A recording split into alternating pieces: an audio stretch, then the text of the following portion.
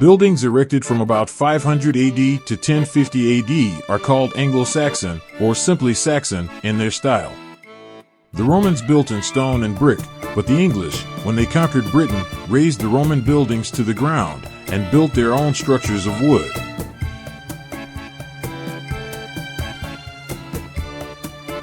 It is interesting to note that the Saxon word for build was Gatimbrian, to construct of wood.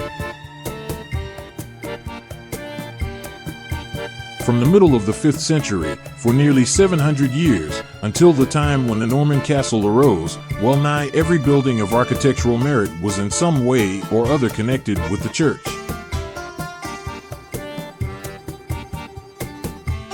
The English were essentially workers in wood, and profoundly ignorant of masonry. The churches that sprang up all over England after the conversion of the country to Christianity were, no doubt, of wood, and even in the 9th and 10th centuries we hear of the worm-eaten walls of cathedrals.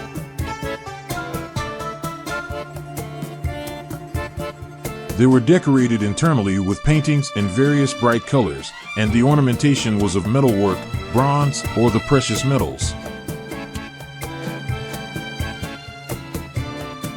Before the end of the 7th century, stone churches were built at York, Ripon, and Hexham, the latter being largely built of materials from the Roman wall, which passes within a short distance of the place, and Roman inscribed slabs have been used in forming the roof of the crypt.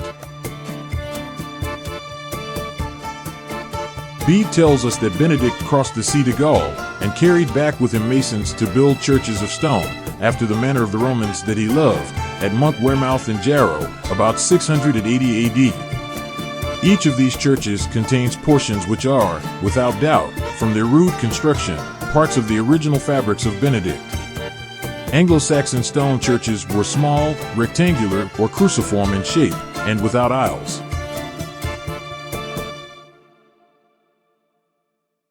A lofty tower, without buttresses, stands at the west end, or at the intersection of the nave and transepts. The walls were usually of rubble or small stones, of very irregular shape, covered with rough cast or plaster.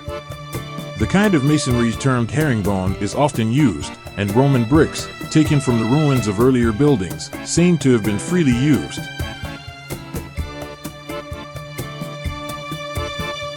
It is probable that the sides of the towers terminated in acutely pointed gables, from which the roof is carried up, as at Sompting Church, in Sussex. The towers were without staircases, the different stories being reached by means of ladders.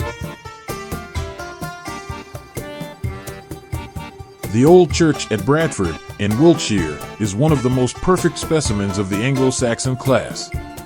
It is probably the small, original church of the abbey, built by at Helm in the 8th century, AD 705.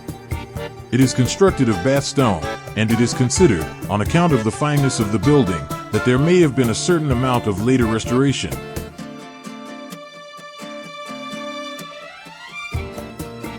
In the 9th century, many churches were destroyed by the Danes, and Canute rebuilt many churches which his father and his followers had destroyed.